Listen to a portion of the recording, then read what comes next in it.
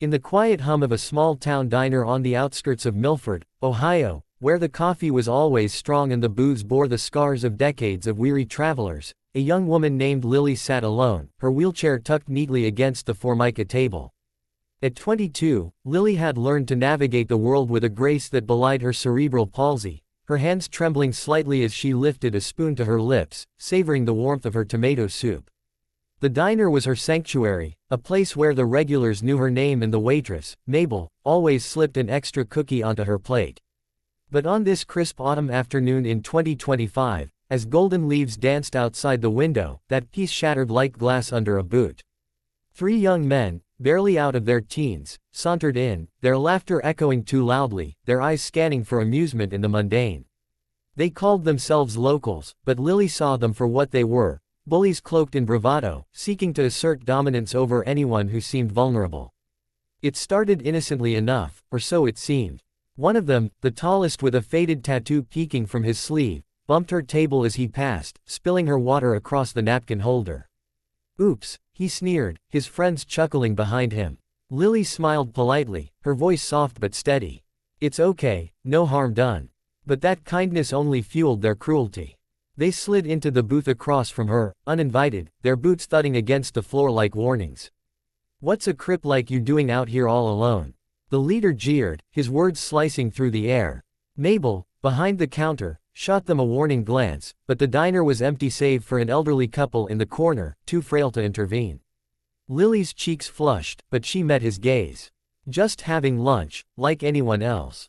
Her response was calm, a testament to the resilience she'd built over years of stares and whispers. But calm wasn't what they wanted. They wanted submission, fear. The second one leaned in, mimicking her slight tremor with exaggerated shakes. "Look at her, guys. She's like a broken doll." Laughter erupted, harsh and hollow. The slap came without warning. The leader's hand connected with Lily's cheek, the sound cracking like thunder in the confined space. It wasn't hard enough to bruise deeply, but it stung, a violation that left her reeling. Tears welled in her eyes, not from pain, but from the humiliation that burned hotter than any physical blow. "That's for thinking you're normal," he spat, his friends high-fiving as they stood to leave, tossing a few crumpled bills on the counter as if to buy their impunity. Mabel rushed over, her apron fluttering, wrapping an arm around Lily. "Oh, honey, I'm so sorry. I should have called the sheriff sooner." But Lily shook her head, wiping her face with a napkin. "It's not your fault. People like that, they don't see us." The elderly couple murmured sympathies but stayed seated, their own vulnerabilities holding them back. As the Bullies' truck roared away, gravel crunching under tires, the diner fell into a heavy silence. Lily finished her soup in quiet determination, refusing to let them chase her away. An hour ticked by slowly, the clock on the wall marking each minute like a heartbeat. Outside, the rumble grew distant at first, then insistent, a low growl that vibrated through the diner's windows. Heads turned as a group of bikers pulled into the parking lot, their Harley-Davidsons gleaming under the afternoon sun. Leather jackets adorned with patches, beards flowing like banners of rebellion, they were the kind of men who turned heads and quickened pulses. The Iron Wolves, a local motorcycle club known for their charity runs and rough exteriors, dismounted with purposeful strides. There were 6 of them, led by Jax, a burly veteran with a scar across his cheek from a long-ago accident that had left him with a limp. They weren't strangers to the diner, Mabel often served them bottomless coffee after their rides. But today, their entrance carried an air of something more deliberate. Jax's eyes scanned the room, landing on Lily, who sat straighter, her curiosity piqued. "Afternoon, folks," Jax boomed, his voice gravelly but warm. The group filed in, taking up the counter stools, their presence filling the space like a protective shield. Mabel poured their coffees, whispering to Jax about what had happened. His face hardened, jaw clenching as he listened. The other bikers, Tom, a mechanic with calloused hands, Rico, a former Marine, and the others, exchanged glances, their easy banter fading. Lily watched from her booth, unsure what to make of it. She'd heard stories about bikers, the kind that painted them as outlaws, but these men had organized toy drives for kids at Christmas and fundraisers for veterans. Still, why were they here now? Jax stood, approaching her table with a gentleness that contrasted his imposing frame. "Ma'am, name's Jax. Heard you had some trouble earlier. Lily blinked, surprised. How did you? He nodded toward the window. One of our prospects was grabbing gas across the street. Saw those punks hightail it out. Described him pretty well. We don't tolerate that kinda garbage in our town. His words were firm, but his eyes held a softness, a shared understanding of what it meant to be seen as different. What followed was an unexpected turn, a moment that shifted the air in the diner from tension to something profound. Jax didn't storm out in pursuit. Instead, he pulled up a chair, signaling his crew to join. Mind if we sit? He asked. Lily nodded, intrigued. They gathered around, not crowding her, but enveloping her in a circle of solidarity. Tom shared his story first, a car accident that had taken his leg below the knee, hidden now under his boot. Folks used to stare, call me names. Thought I was done for. But riding with these guys gave me purpose. Rico chimed in, his voice steady. PTSD from the service. Invisible wounds, but they hurt just the same. We look out for our own, and that includes you. Lily listened, her guarded heart opening as they spoke of their scars, both visible and hidden.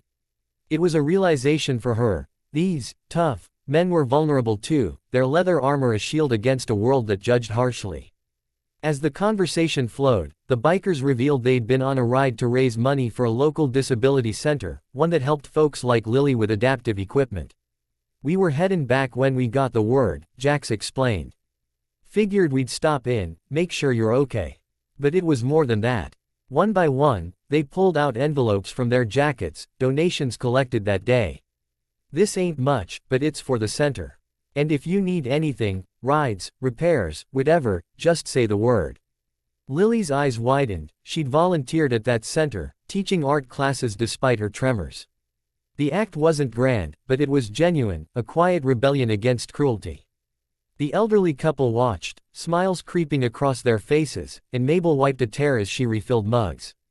The emotional climax built as Jax recounted his own story, his voice cracking for the first time.